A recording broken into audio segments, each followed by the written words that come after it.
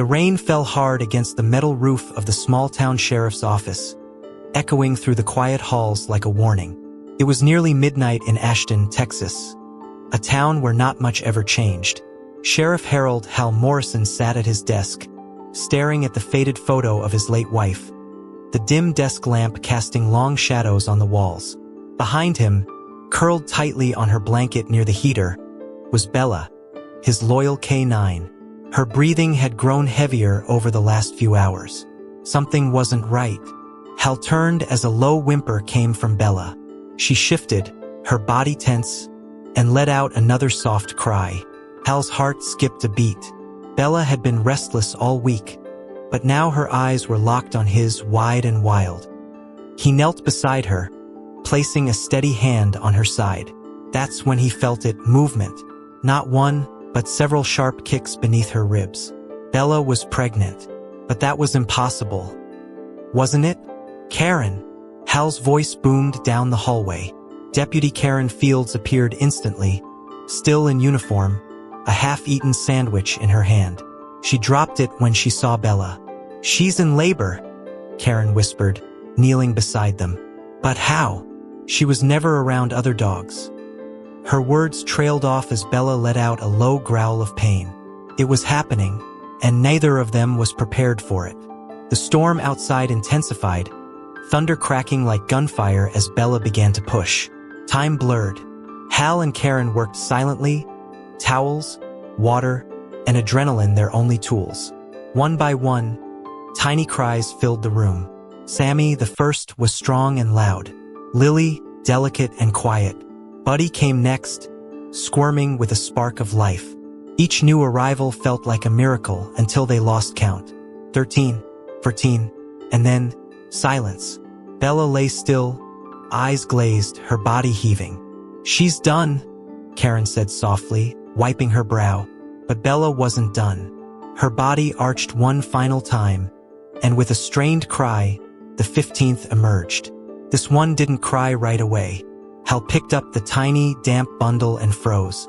The fur was different, dark gray with strange white markings across the back, almost like symbols. Its eyes were already open, staring, watching. Hal's fingers trembled as he held the pup close. Something was off. Karen stepped closer, and for a moment, neither spoke. Then she whispered, "Hal, look at its eyes. That's not normal." Sheriff Hal Morrison didn't speak for several seconds. The tiny creature in his hands, the 15th pup, stared back at him with a stillness that felt human. Karen leaned closer, her brows furrowed, heart pounding. The other pups squirmed and cried in a pile of blankets nearby, but this one, this last one, remained eerily calm.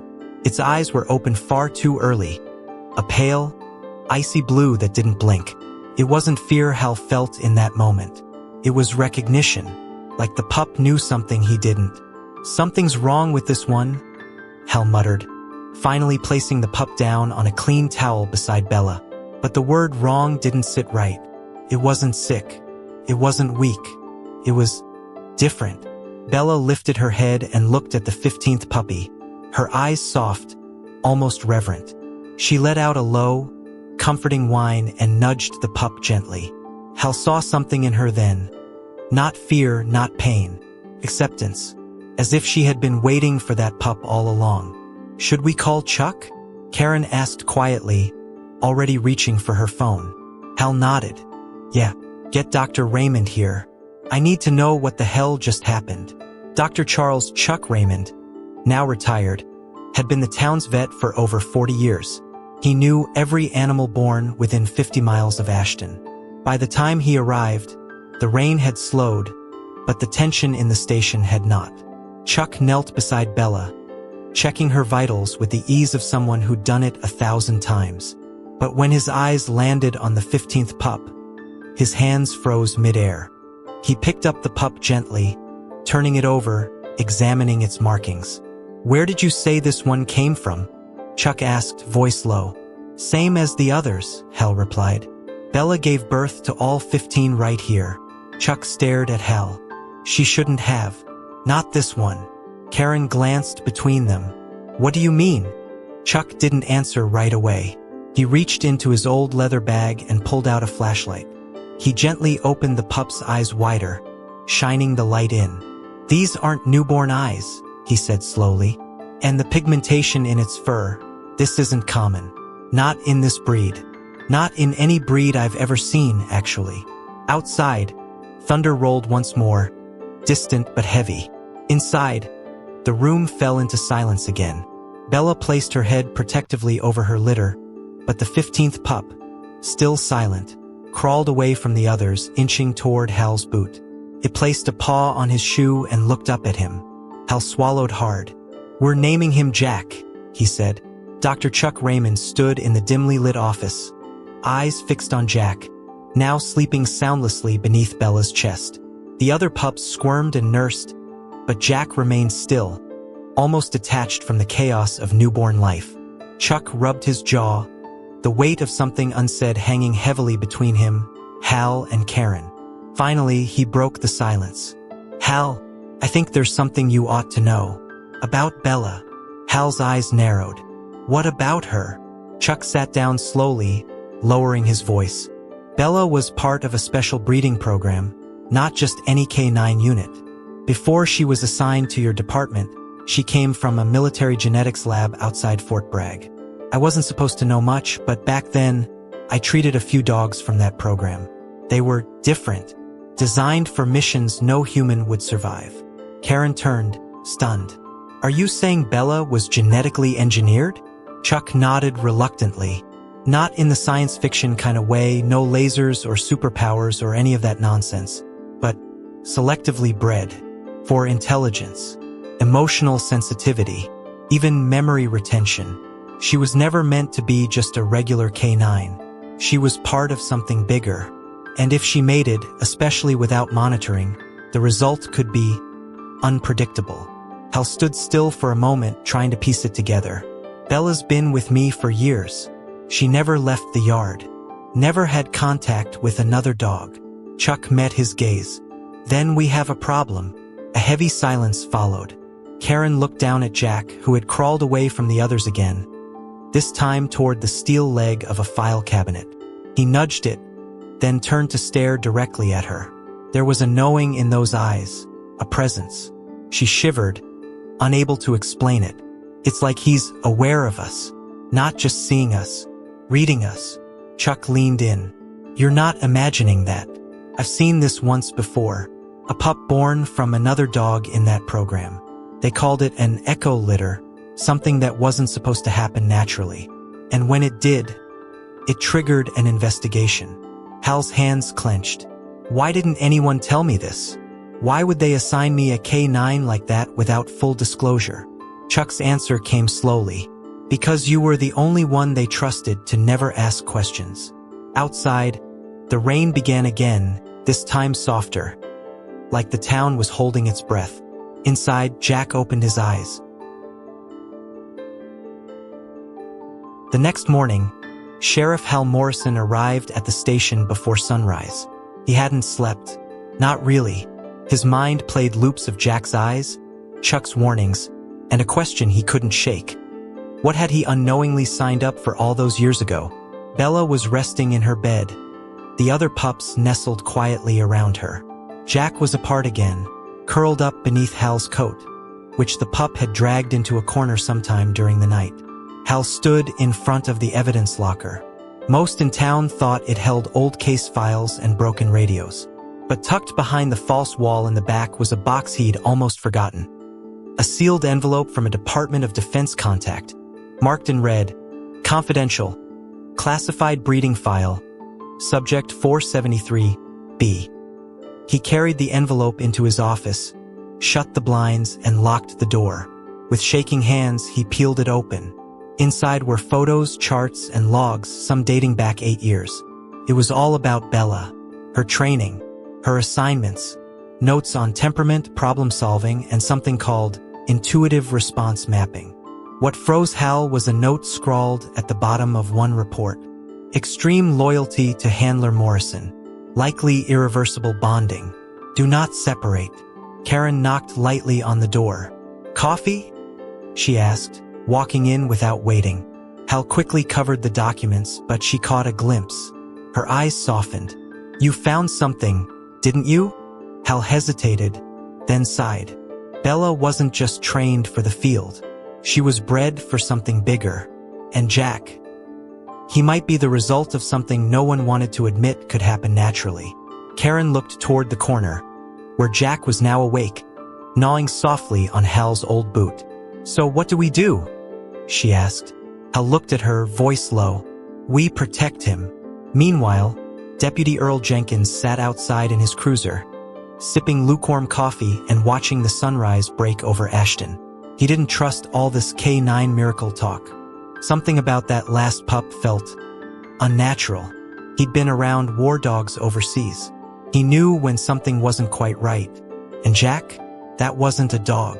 That was a variable, ticking clock.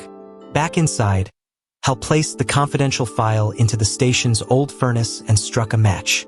Some truths, he thought, weren't meant to be passed on.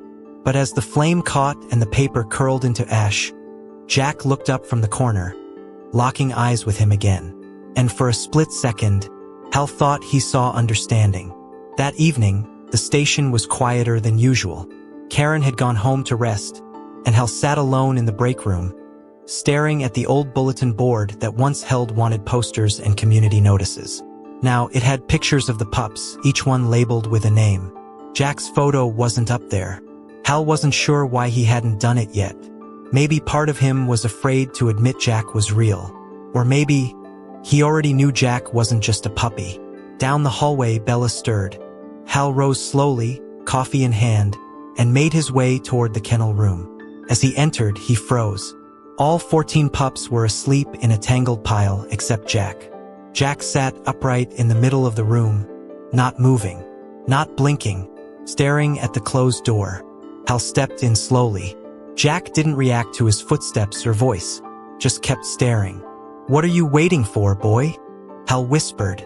Suddenly, Jack stood up and padded silently toward the steel door, placing his paw on the base of it, right where the lock mechanism sat on the other side. Seconds later, from across the building, the alarm system clicked off. Hal's blood ran cold. He rushed to the front of the station to find the main alarm control deactivated. No signs of tampering, no power outage. Only Jack had moved. Hal didn't want to believe it. Coincidence, maybe, a system glitch. But deep inside, he felt it. This wasn't normal. He picked up the phone and dialed Chuck Raymond. "You need to come back," he said. "Now." 20 minutes later, Chuck arrived. Jack was back in the kennel, curled up like nothing had happened. Hal explained the event, trying to keep his voice steady. Chuck knelt beside Jack and whispered something too low to hear. The pup lifted his head, blinked once, then nudged Chuck's hand with his nose. Chuck stood up, pale. "Hal, I think Jack's responding to something deeper than training. This isn't about commands. It's about connection. He might be reacting to electrical signals, patterns, even intentions." Before Hal could respond, the door burst open. Deputy Earl Jenkins stormed in, his face flushed. "We have a problem. Someone broke into the animal shelter on 5th. Surveillance caught something strange. A dog, looked like a German shepherd, walked in alone, disabled the alarm, opened the cages. Every dog is gone." Hal looked at Jack. Jack looked right back. Hal stood in the hallway staring at the monitor replay from the animal shelter. There was no mistaking it. The shape, the gait, even the way it paused before approaching the keypad, it all mirrored Bella. But Bella had been in the station the entire night, nursing her litter. So what did they see on that footage? A hallucination? A glitch in the camera feed? Or something else entirely? Chuck played the footage again, slower this time. "The dog doesn't just walk in," he said quietly. "It studies the keypad, then waits, like it's processing, calculating." He looked at Hal. "This isn't instinct, Hal. This is intention." Hal ran his hands over his face, exhausted. "You think it was Jack?" Chuck hesitated. "Or something connected to him. Projection. A trigger. I don't know. But I do know this, he's not just learning. He's broadcasting." In the back room, Karen sat cross-legged beside Bella, watching the pup's nurse. Jack had already eaten and now sat a few feet away from the rest, head tilted like he was listening to something only he could hear. Karen picked up a notepad and jotted observations. Isolated behavior, responds to eye contact, seems aware of emotional shifts in humans around him. When she leaned closer, Jack turned suddenly and pressed his head against her knee. Soft, slow, and deliberate. For the first time, Karen felt something like a pulse of warmth spread through her chest. Not emotional, physical. Her heart rate slowed. Her breath evened out. Her headache disappeared. She blinked hard, stunned. Jack sat back, wagged his tail once and turned away. She rushed into Hal's office. I think Jack just calmed me down, like actually changed my physiology. Chuck stood up. There were rumors in the early reports from Fort Bragg. A theory they called echo effect. The idea was that certain dogs from the program could read neurological patterns, emotion, pain, fear, and then reflect a response. Some said it was nonsense. Others, not so much.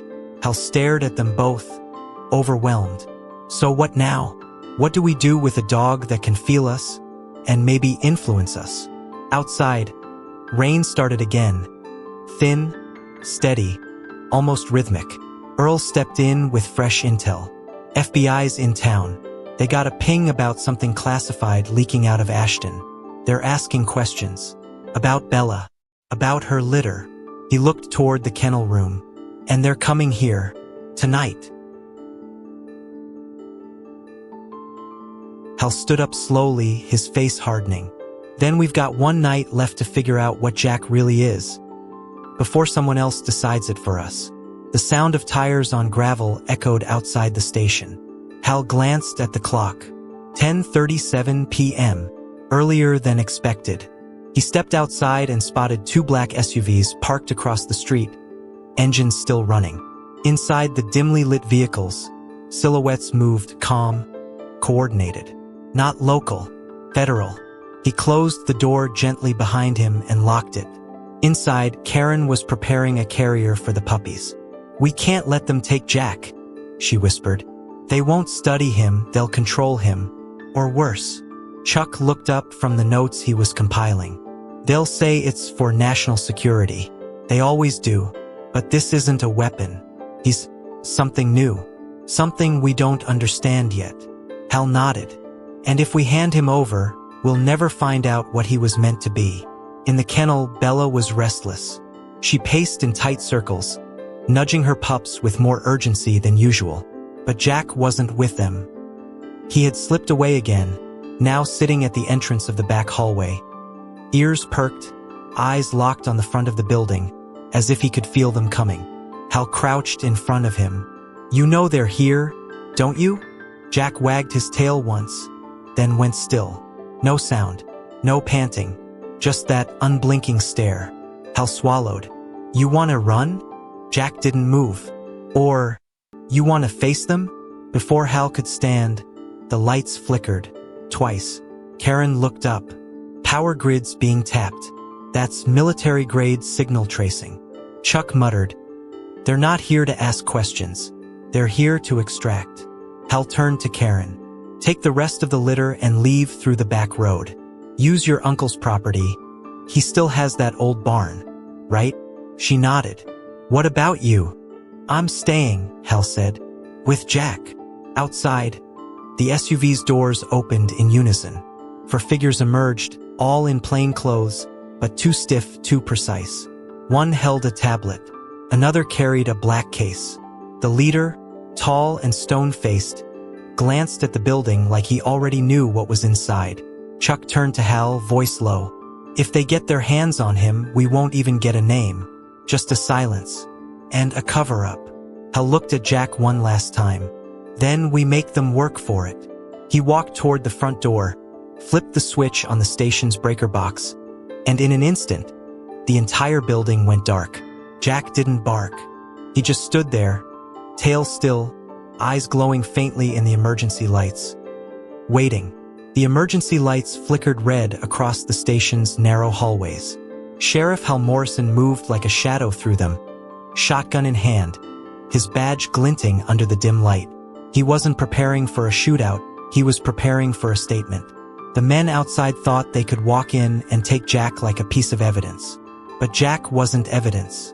He was something else, something alive, a choice, a consequence. Outside, the 4 agents moved in formation toward the entrance. The lead man, Agent Coulter, raised a hand, signaling the others to spread. He pressed a small comm device to his ear. Thermal shows movement. Single adult male. 1 dog. Pause. Initiate recovery. No lethal force unless engaged. Back inside, Chuck and Karen had successfully exited through the back with the litter, except for Bella, who refused to leave Jack's side. She stood tall, body tense, tail low, eyes locked on the front corridor. Jack sat beside her now, no longer behaving like a pup, but like a soldier. Still, ready, a mirror of his mother. Hal took position behind the dispatch counter as the door creaked open. Agent Coulter stepped in first, followed by the others in silence. "Sheriff Morrison," he called out, "this doesn't have to get difficult. We're not your enemies. We're here for the asset." "You mean the pup?" Hal replied flatly. Coulter's voice remained calm. "Yes, the one you've been harboring. We have reason to believe he's a bioengineered anomaly, possibly a threat." Hal stepped into view, lowering the shotgun but keeping it close. "He's not a threat. He's a life. One you didn't create and one you don't understand." Coulter took a step forward. "We can protect the town, Sheriff. You can't stop what's coming. But if you cooperate, we can contain it." "Like you contained the other Echo pups?" Hal asked. "I've read the files. You silenced every case. Every handler who spoke up." Suddenly, Jack stood and moved between the men and Hal. The lights flickered again, this time violently, and the air grew thick, humming with static. One of the agents reached for his weapon, but froze mid-motion, eyes wide. "I can't move," he whispered. Coulter spun toward him. "Stand down. What the hell's happening?" Hal didn't answer, because Jack's eyes were glowing again. And in that moment, every screen in the station, security monitors, computer displays, even the digital clocks, flashed one word in bold white letters. "No!" The station was frozen in time.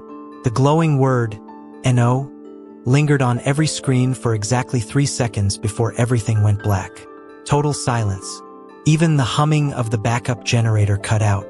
The air felt different, thick with something no one could explain. Jack stood in the center of it all, chest rising and falling with calm precision, as if he had expected this exact moment to come.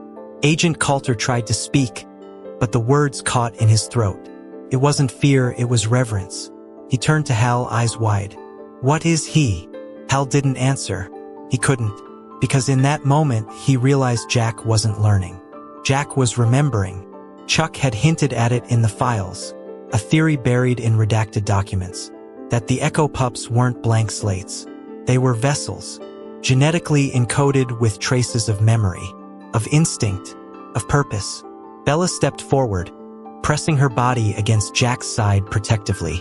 She looked to Hal, then back to Jack, almost as if giving permission. And then, something extraordinary happened. Jack walked past Hal, past the agents, and sat in the exact center of the station floor. He tilted his head upward. A soft hum filled the room. Not mechanical, not human, something older. Karen's voice came through Hal's radio, crackling but clear. "Hal, you need to see this." He rushed to the back of the building where Karen stood beside the remaining pups. One of them, Buddy, was standing up, mimicking Jack's posture from moments ago. Rosie was staring at the wall, unblinking, while Lily let out a whimper and curled herself into Karen's lap, trembling. "They're responding to Jack," Karen whispered, "like he's sending something to them. Not with sound, not with movement, with memory." Chuck arrived behind them, breathless. "This is it," he said softly. "He's not a threat. He's a relay." The Echo effect was never about power, it was about connection. They bred them to access something even we can't define. Emotional memory, collective instinct, maybe even something close to consciousness.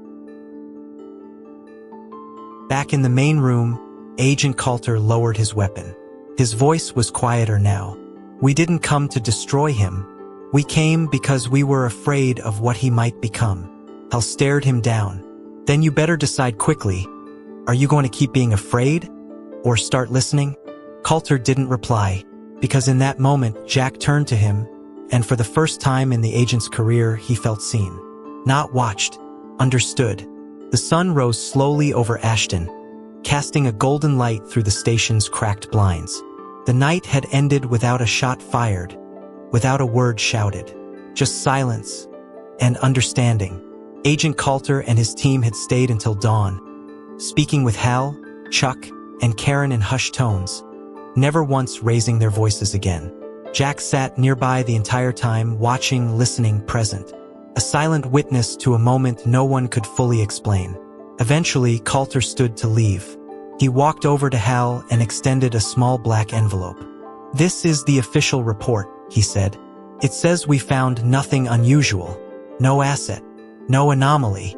Just a routine K-9 birth and transfer." He looked down at Jack, who now lay curled beside Bella. "But I'll remember this. I think we all will." Hal took the envelope but didn't open it. "What made you change your mind?" Coulter paused. "I didn't," he said. "He did." Then he nodded once to Jack and walked out. Days passed. The story never made the news. No headlines. No rumors. Just another quiet mystery tucked into the town's forgotten corners. The pups began growing fast, strong, coordinated, unusually alert. Jack remained the quietest of them all, often wandering off alone for hours, only to return and lie beside Bella like he'd never left. Karen kept meticulous notes. Chuck visited daily, sometimes just to sit near Jack and say nothing. Being near him was enough. One afternoon, Hal walked out behind the station to find Jack sitting in the field, staring up at the sky. "They wanted to make you a weapon," he said softly, kneeling beside him. "But I think you're something else entirely." Jack rested his head on Hal's knee, eyes closing gently. Hal continued, "You didn't come here to fight. You came here to remember, and to remind us what we've forgotten." He looked up at the clouds. "That connection doesn't come from fear or control. It comes from trust." In the weeks that followed, each of the pups was adopted by people in the town. Families, farmers, veterans. And something strange began to happen. People reported feeling calmer, more aware, more in tune. Like the dogs could sense moods, intentions, even unspoken thoughts. And Jack? He stayed with Hal. Not as a pet, not as a soldier, but as something deeper. A quiet presence. A legacy. A living question that no one could fully answer, and maybe never should.